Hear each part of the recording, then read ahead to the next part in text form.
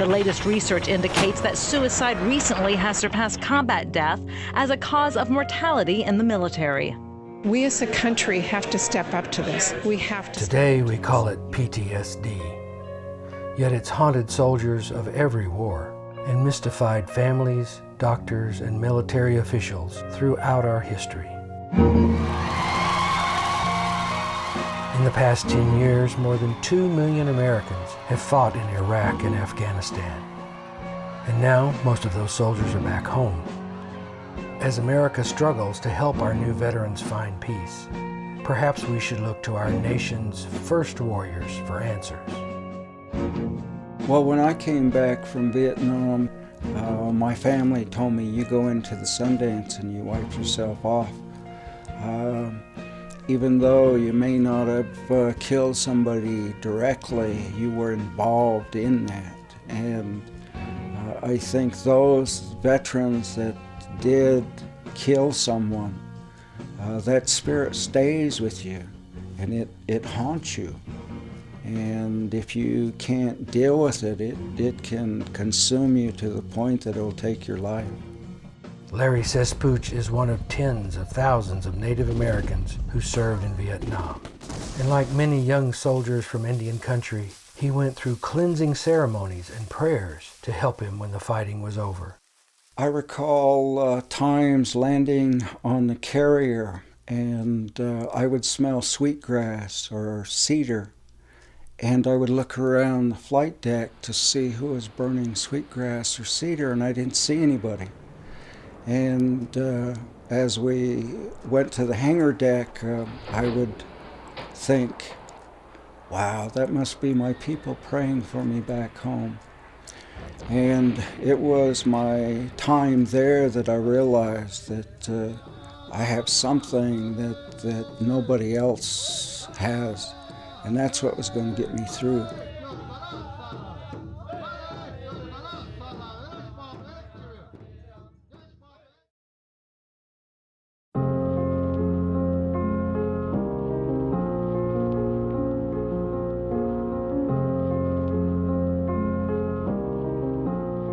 Our kids are still going to overseas all over the world right now, both boys and girls. They come back with warning. According to the Department of Defense, American Indians enlist in higher percentages than any other ethnic group.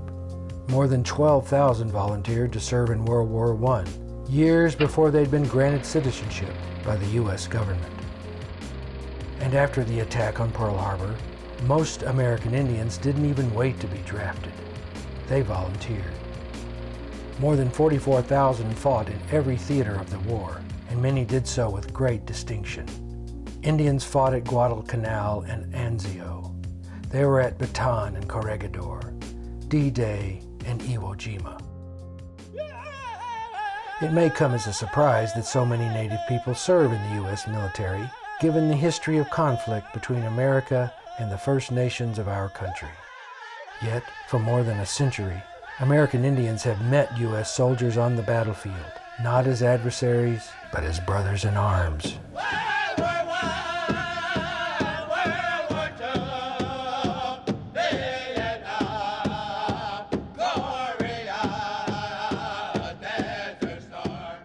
I look at the American flag in this way. To me, the red stripes represent the Native people. And we've always fought for this land because this was always our motherland. And when we were conquered, we fought together for this land, and that's the white stripes. So we fought in union. And the blue on the flag is the land itself. We call it the Weep. And the stars on the flag represent all those lives that were lost fighting for this land. One of the oldest living American Indians to have fought for this land is 99-year-old Joe Medicine Crow from the Crow Nation in Montana.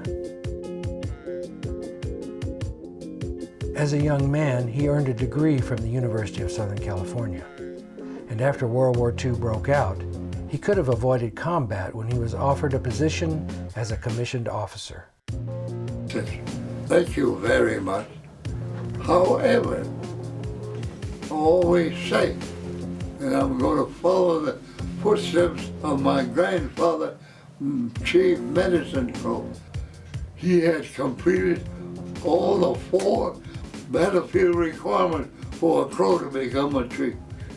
So I'm going to follow my grandfather. Sometimes I wonder, bombs go, machine guns, with a landmine, oh gee, I should have gotten the commission. I'll be stationed back there, living in a nice building, eat good food. So sometimes I should have done that. However, the Great Spirit was good to me, protected me.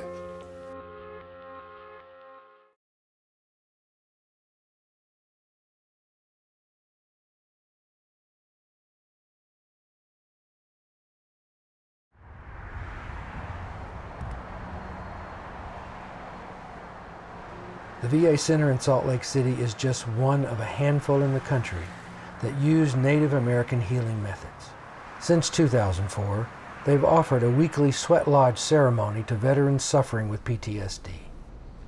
The lodge is tucked away behind a brick wall next to the parking lot.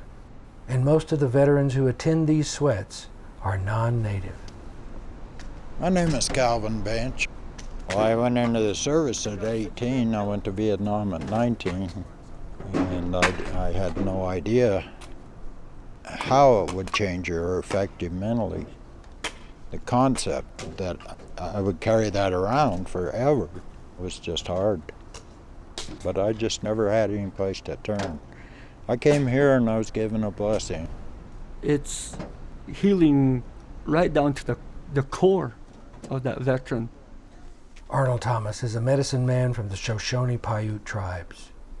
He conducts the ceremonies at the VA Center.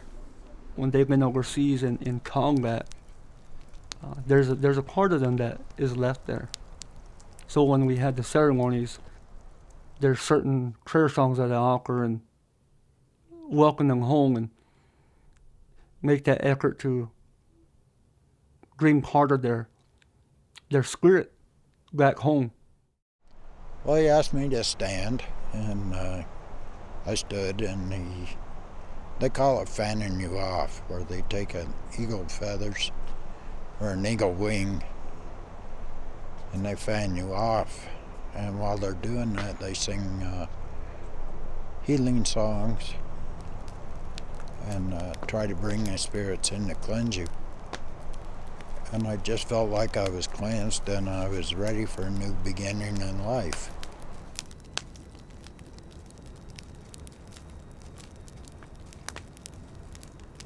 Looking at the astounding rates of suicides within the military and the veteran population over the last few years because of some of the men and women going over and serving in the war.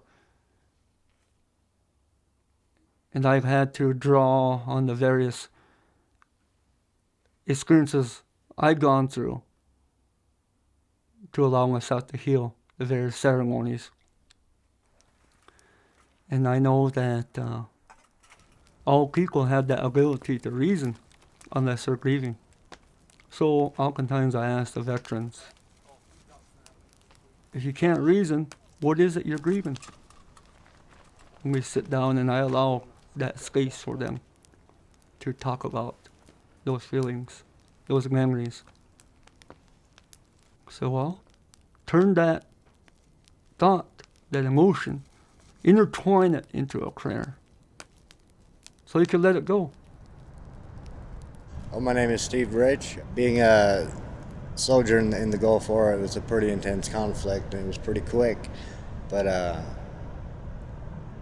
I found that after the Gulf War, I was missing part of me and carrying around a couple, I guess you say, spirits of. One was a friend who was lost over there, and the other was an enemy soldier that I killed, and it really impacted me. And by the urging of my counselor, he suggested maybe taking them in the sweat with me, and maybe seeing what they would say. So I did, and beginning of the sweat, Arnold sings a song that is to call the spirits to the lodge. And so throughout the ceremony that night, I just imagined them sitting there with me and speaking with me, and got a lot of closure, I guess you could say, with that. So at the end of the ceremony, Arnold will do a song that's sending the spirits back to their homes, the spirit world. So when we did that song, I let go of them and released them and let it go. And that really, as far as my therapy for PTSD, really, it lightened the load a lot.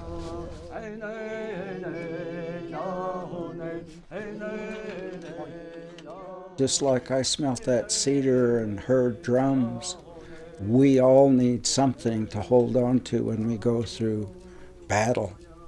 These ways helped our people survive up to today. I'm a survivor of all those people. It helped them, it helped me, and it will help all others who have to go through something like this.